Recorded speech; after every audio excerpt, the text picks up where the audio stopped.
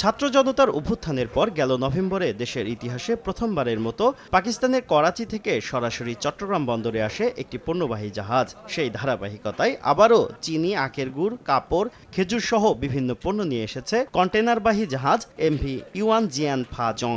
এসব পণ্যের ৮৬% পাকিস্তান থেকে এসেছে বলে জানা গেছে। পাকিস্তান বাংলাদেশ সরাসরি জাহাজ চলাচলের কথা জানিয়ে বিশ্বের অন্যতম বৃহৎ বন্দর অপারেটর ডিপি ওয়ার্ল্ড তার ওয়েবসাইটে বলছে, এই রুটে অক্টোবর থেকে এখন পর্যন্ত ১,০০০-এর বেশি কন্টেইনার চট্টগ্রাম বন্দরে পাঠানো হয়েছে।